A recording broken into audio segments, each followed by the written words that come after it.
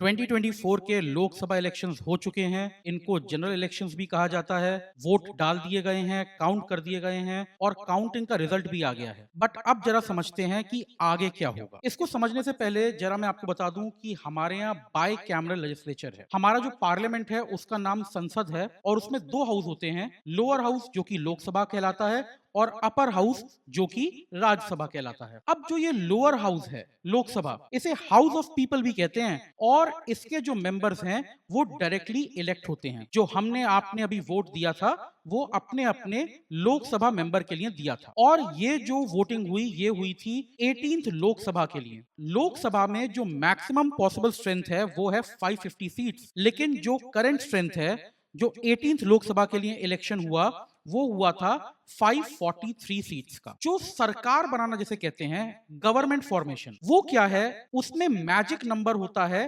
543 divided by 2 plus 1।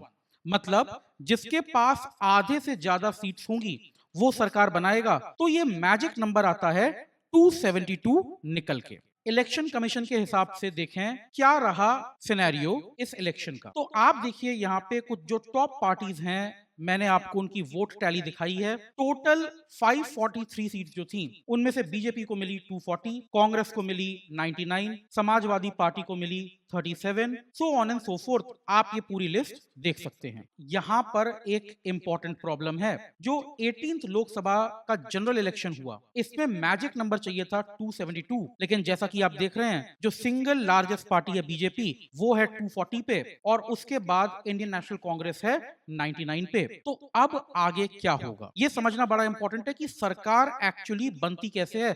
अगर किसी भी पार्टी को मैजिक नंबर 272 से ज्यादा सीट्स अकेले नहीं मिली हैं तो क्या होता है, तो होता है मल्टी पार्टी सिस्टम का इनोवेशन और वो है अलायंसेस। देखिए हमारे यहाँ क्योंकि दो से ज्यादा पार्टी हैं तो ऐसा बहुत संभव है कि किसी भी एक पार्टी को क्लियर मेजोरिटी ना मिले और उसके लिए सिस्टम बनाया गया है अलायंसेस का। अलायंसेस प्री पोल यानी इलेक्शन से पहले से हमने कह दिया कि हम साथ हैं, ऐसी हो सकती हैं, या पोस्ट पोल रिजल्ट आ गया है हमारे में से किसी की भी सरकार नहीं बन रही है तो चलिए हम साथ मिलकर सरकार बनाते हैं, तो पोस्ट पोल अलायंसेस भी हो सकती हैं। अब बात करते हैं अभी की दो मेजर अलायंसेस का। पहली है BJP led NDA national democratic alliance और दूसरी है Congress led Indian national developmental inclusive alliance. अब जरा देखें एनडीए की कहानी क्या रही। अगर हम एनडीए और उसके मेंबर्स की बात करें तो Bharatiya Janata party, Telugu Desam party, Janata Dal United और बाकी इनके मेंबर्स को मिला के इनकी टोटल सीट बैठ रही हैं 293 और इंडिया की अगर बात करें तो इनकी सीट बैठ रही हैं 234। इसका मतलब क्लियरली एनडीए जो है वो 272 के मार्क को बड़े आराम से पार कर रही है और इसलिए ये अपनी सरकार बना सकती है। अब देखें करंट स्टेटस क्या है।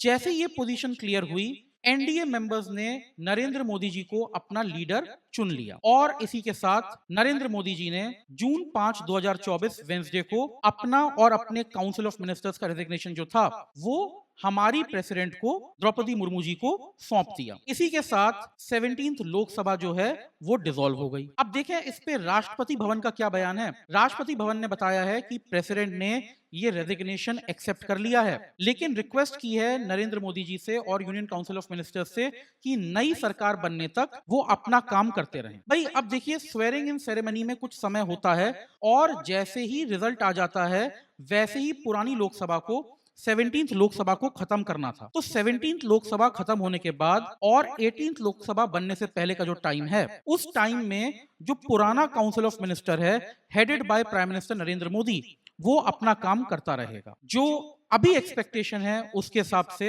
शायद जून 8 2024 को नरेंद्र मोदी जी शपथ लेंगे और वो अपना third term as prime minister शुरू करेंगे। एक बात मैं आपको बता दूं बड़ी इंपॉर्टेंट, इंडिया में प्रधानमंत्री का प्राइम मिनिस्टर का कोई डायरेक्ट इलेक्शन नहीं होता। जो इलेक्शन हुआ है उसमें नरेंद्र मोदी जी एक नॉर्मल लोकसभा मेंबर जैसा होता है वैसे जीत के आए हैं। इनके ग्रुप ने एनडीए ने इनको अपना लीडर चुन लिया है और ये इंफॉर्मेशन प्रेसिडेंट तक दी है। प्रेसिडेंट ने इनको गवर्नमेंट बनाने के लिए इनवाइट किया है, और जब ये गवर्नमेंट बनाएंगे तो उस गवर्नमेंट में ये प्रधानमंत्री का रोल प्ले करेंगे। तो अगर देखा जाए, prime minister is appointed. India में प्रेसिडेंट जो है वो प्राइम मिनिस्टर को अपॉइंट करता है। इंडिया में प्राइम मिनिस्टर का कोई इलेक्शन नहीं होता, और जो भी प्राइम मिनिस्टर होता है वो फिर अपने साथ अपना जो यूनियन कैबिनेट है उसके मेंबर्स के नाम प्रपोज करता है, और वो अपने अपने डिपार्टमेंट्स को या मिनिस्ट्रीज को हेड करते हैं। तो देखते रहिएगा